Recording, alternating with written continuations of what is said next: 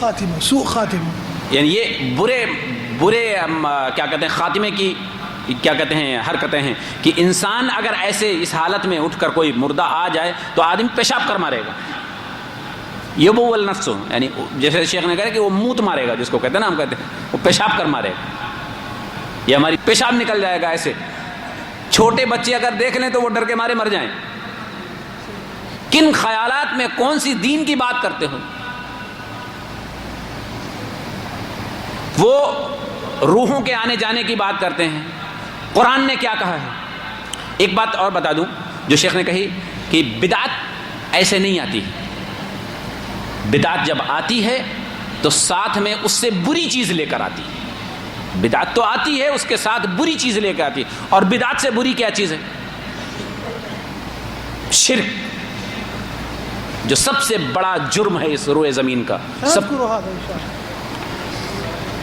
شیخ نے جو آیت پڑھ کے آپ کو ایک دلیل دی تھی کہ وہ جو حرکتیں کرتے ہیں قبروں پہ چونا گاج اور روشنی، یہ وہ سب ان کو جگاتے ہیں جا کے مردوں کو، اور ان کے بارے میں یہ اعتقاد رکھتے ہیں وہ آتے ہیں۔ کیا خیال ہے؟ آتے ہیں؟ آتے ہیں؟ بولیے نہیں آتے ہیں؟ وہ تو کہتے آتے ہیں، وہ بھی آپ کی طرح سے کلمہ پڑھتے، وہ بھی آپ کی طرح سے قرآن پڑھتے، وہ بھی آپ کی طرح سے روزہ نماز سیام قیام سب کرتے ہیں۔ جی اللہ نے قرآن میں کیا کہا ہے؟ قال رب ارجعون لعلی اعمل صالحا فیما ترکت، میرے پروردگار مجھے واپس کر دے، کاش کہ میں جا کر اس دنیا میں جو چھوٹ گیا ہے، جو کام مجھ سے چھوٹ گئے ہیں، اب لعلی اعمل صالحا، اب اچھے عمل کر کے آؤں۔ اب تک کی جو خرافاتی زندگی شرک اور بدعت کے مردوں کو اپنے گھر بلا کے آیا ہوں، اب ایسا نہیں کروں گا۔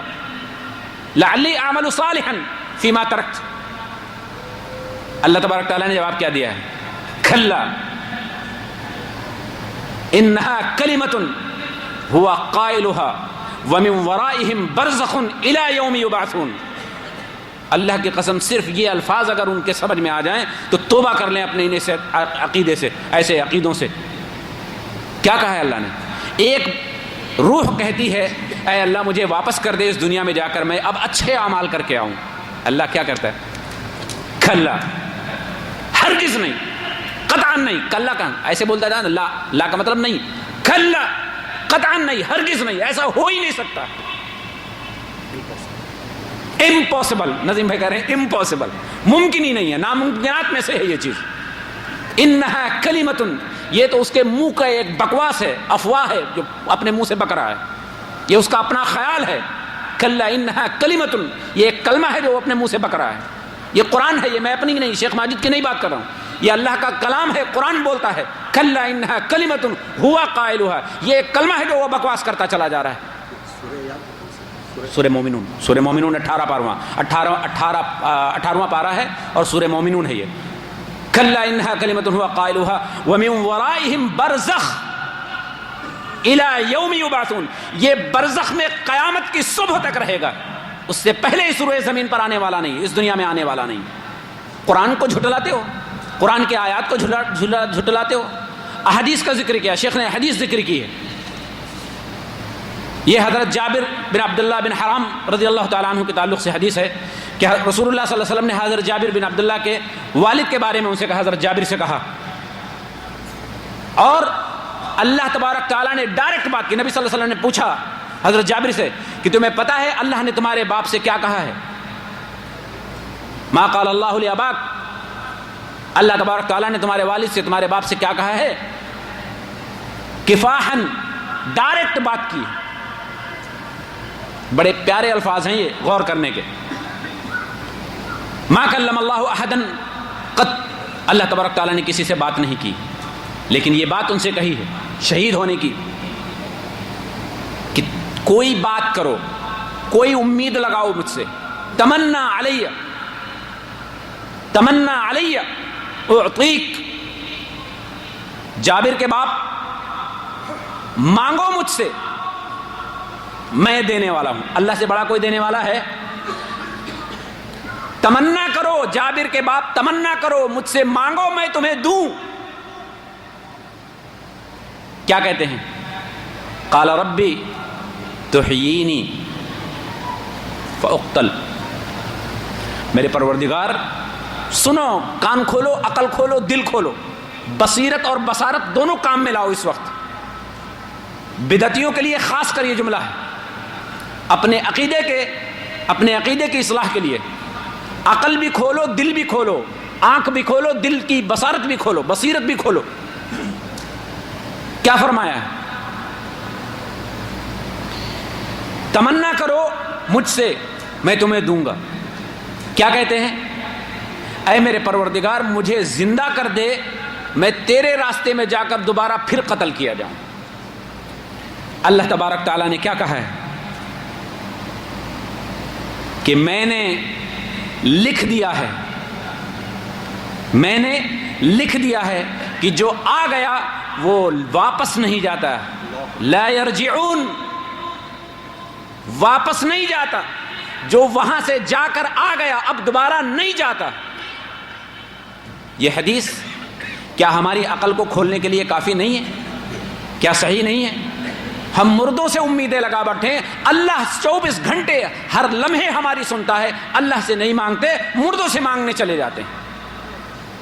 اصل میں بات کیا ہے؟ مردوں سے مانگنے ہی جاتے ہیں کہ مردے ان سے پہلے مانگ رہے ہوتے ہیں۔ چڑھاؤ، حلوہ لاؤ، بریانی لاؤ، جیسے شیخ نے ذکر کیا نا کہ بروا بھی، اور عجیب نئی قسم کے حلوے بنتے ہیں، چنے کا حلوہ، بیسن کا حلوہ، روے کا حلوہ، سوجی کا حلوہ، میدے کا حلوہ، ہے نا، چنے کی دال کا حلوہ، پتہ نہیں وہ ایک درخت آتا ہے گھکوار، اس کا حلوہ، گاجر کا حلوہ، ماشاءاللہ حلوہ ہی حلوہ ہے، چاروں طرف حلوہ ہی حلوہ ہے۔ یہ شعبان کا مہینہ ہے، اس میں ایک چیز میں اپنی طرف سے جوڑ دیتا ہوں، اس میں یہ حلوے کی تقسیم کیوں آئی؟ حلوہ کیوں کھاتے ہیں معلوم ہے؟